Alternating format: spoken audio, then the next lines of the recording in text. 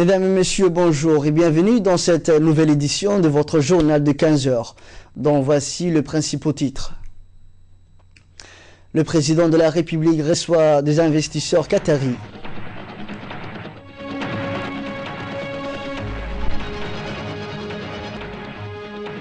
Le Premier ministre préside un atelier sur la stratégie de croissance Vision 2035. Bonjour. Le président de la République, Ismaël Omar Guelleh, a reçu aujourd'hui au palais présidentiel de hauts responsables de l'agence qatari de développement Al-Diyar. Il s'agit de M. Abdallah Al-Kawari, directeur des investissements, et Khalid Al-Utaybi. Les responsables de l'agence Al-Diyar ont expliqué au chef de l'État le secteur potentiel d'intervention à Djibouti. La rencontre s'est déroulée en présence du secrétaire général du gouvernement, Mohamed Hassan, ainsi que l'ambassadeur du Qatar à Djibouti, Janssen Ben Jaber Sorour, et l'ambassadeur de Djibouti au Qatar, Momin Hassan Barre.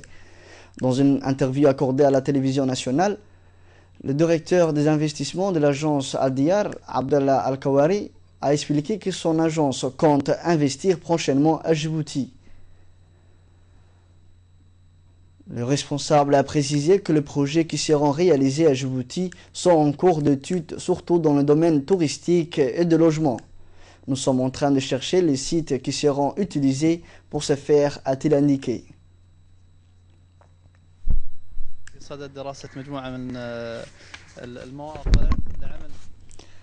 De son côté, l'ambassadeur du Qatar accrédité à Djibouti a rappelé à notre confrère Tarek Moreri les objectifs et missions de cette délégation de l'agence qatari, Al-Diyar. Nous avons évoqué avec le président de la République plusieurs sujets d'intérêt commun ainsi que les différents secteurs dans lesquels Qatari Diyar est disposé à investir. Nous suivons de près les priorités ainsi que les potentialités qu'offre la République de Djibouti aux investisseurs. Nous avons été reçus par plusieurs hauts responsables djiboutiens et nous avons abordé les projets qui seront réalisés à Djibouti.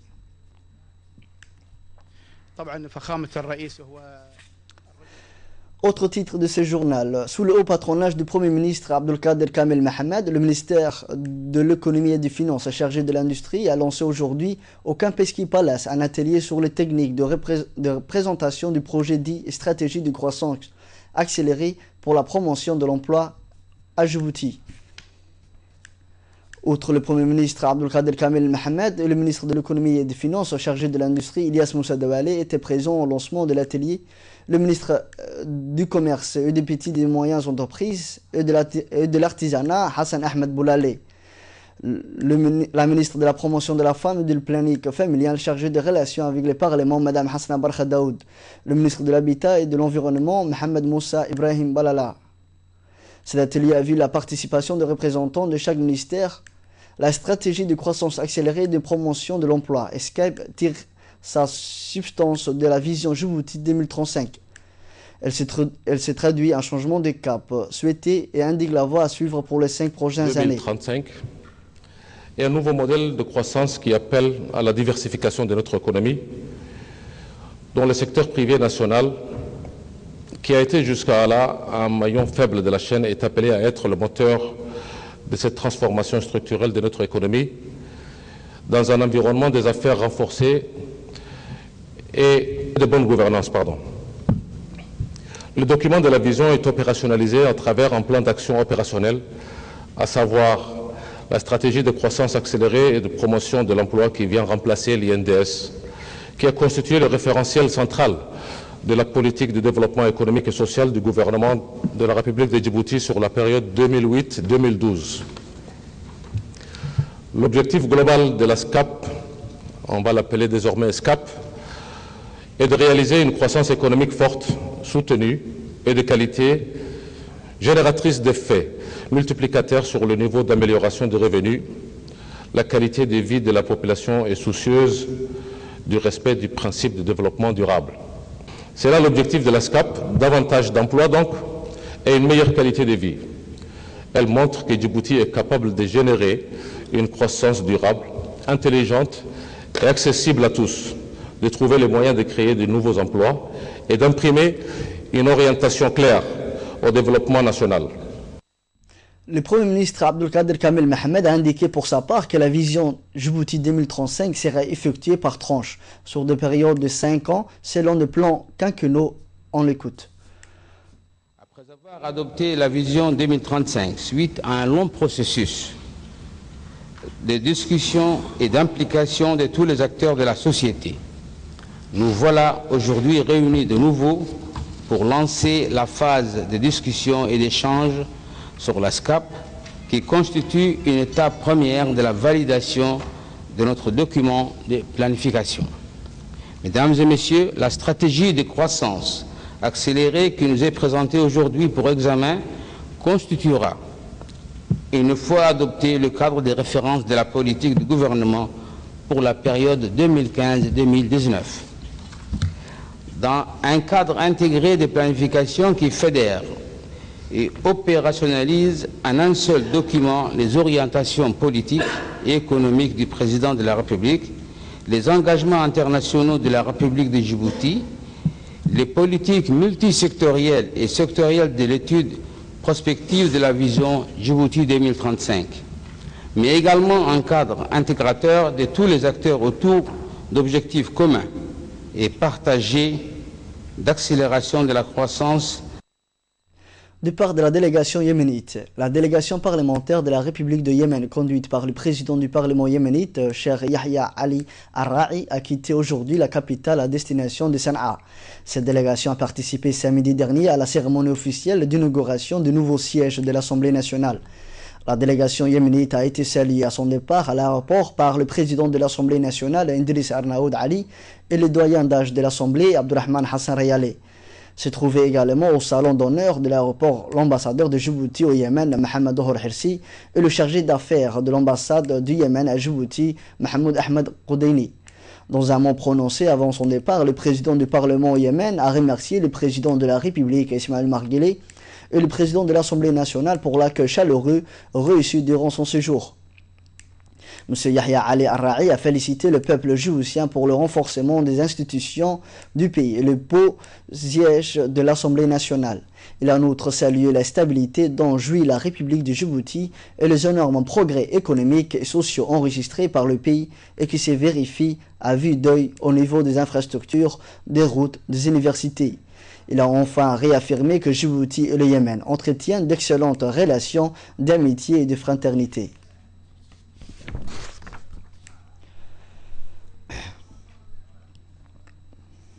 Toujours dans l'actualité nationale, le ministre de la Santé, Dr Kassim Issa Ousmane, a reçu hier dans son bureau une forte délégation d'experts envoyés par l'Organisation mondiale de la santé, l'OMS, pour effectuer une évaluation sur l'état de préparation du pays pour faire face à tout risque d'expansion de l'épidémie de virus Ebola.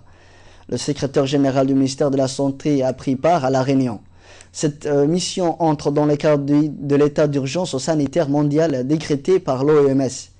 Cette mission est une mission d'évaluation et de préparation de la République de Djibouti pour faire face au virus Ebola. Cette mission de 3 jours vise à mieux préparer le système de santé djiboutien afin de vite réagir face à tout risque d'expansion du virus Ebola.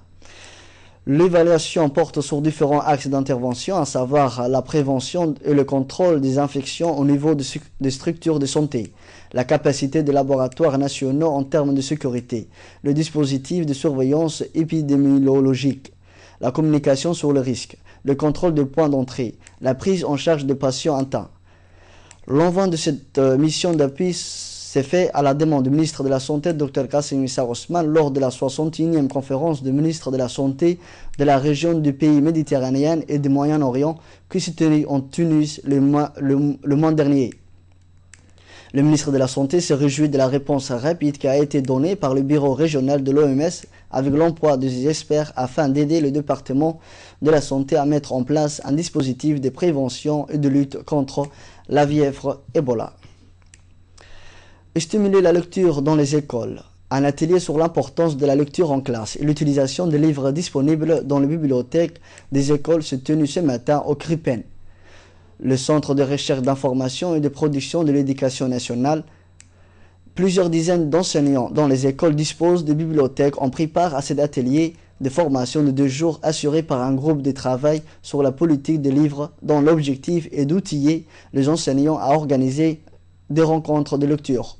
Dans un mot prononcé à l'ouverture de cet atelier, le directeur général de l'enseignement, Abdallah Mohamed Hirsi, a évoqué les efforts conséquents entrepris pour l'acquisition de quelques 125 000 livres et de réglementations à mettre en place pour encadrer le prêt et l'utilisation des livres de lecture en classe. De son côté, le directeur général du CRIPEN, Mohamed Moussa Yabé, a insisté sur l'intérêt pédagogique et instructif de la lecture chez l'enfant. Les enfants doivent s'immerger précocement dans la lecture, ce qui les aiderait à aimer lire plus tard. Cette formation vise à sensibiliser les enseignants sur l'importance de la lecture qui doit allier loisirs et plaisir dans les établissements scolaires.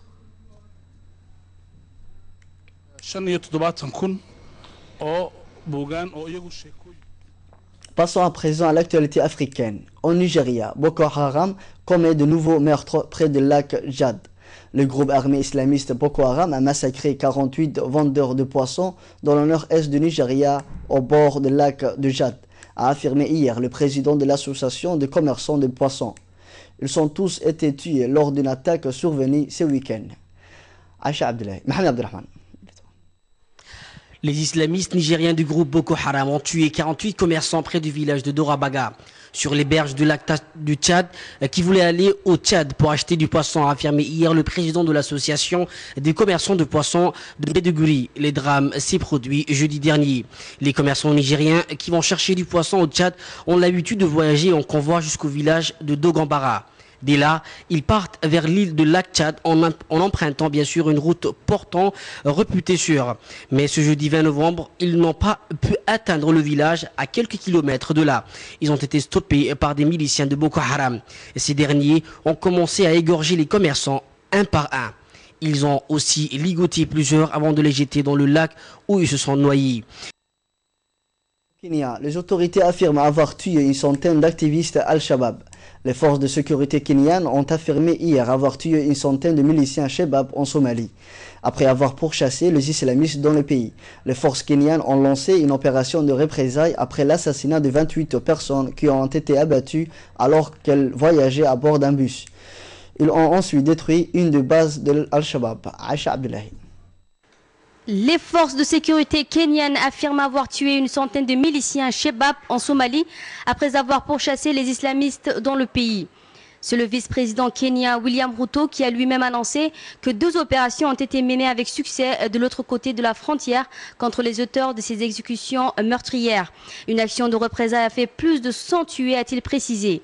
Les islamistes demandent. Aucune source indépendante n'a pu vérifier l'information. Cette opération a été lancée après l'attaque d'un autocar par des hommes armés samedi dernier qui ont exécuté 28 des passagers dans la région de Mandera, dans le nord-est du Kenya. Les forces de sécurité kenyanes ont donc lancé une opération de poursuite des assaillants qui tentent de se réfugier en Somalie. William Ruto a également précisé qu'un camp de Shabab et 4 pick-up équipés de mitraillettes ont été détruits. Selon lui, en Tunisie présidentielle, vers un deuxième tour entre Ebsi et Marzouki.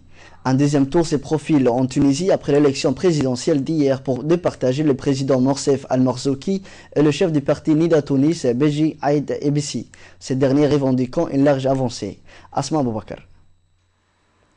La Tunisie attend les résultats de la première élection présidentielle libre de son histoire. Le scrutin s'est déroulé hier dans le calme, mais les 2 favoris sont à couteau tiré. Beji Saïd Essebsi est le premier de la course et avec un écart important, a déclaré à la presse le directeur de sa campagne, Mohsen Marzouk, jugeant que son candidat n'était pas très loin des 50%, mais qu'un deuxième tour était probable. Le camp du chef de l'État sortant affirmait, pour sa part, que les dérivaux étaient au coude à coude à l'issue de cette journée d'un vote crucial, près de 4 ans après la révolution qui a chassé Zine El Abidine Ben Ali du pouvoir. Dans le pire des cas, nous sommes à égalité et dans le meilleur des cas, nous avons 2 à 4% d'avance, a déclaré le directeur de campagne. Nous entrons entre le deuxième tour avec de grandes chances face à Essebsi. Les 2 principaux concurrents n'ont jamais caché leur aversion l'un pour l'autre. Monsieur Marzouki s'est efforcé de se poser en candidat naturel de la révolution. C'est la fin de cette édition. Merci à vous de l'avoir suivi. Passez tous un agréable après-midi avec le reste de nos programmes télévisés.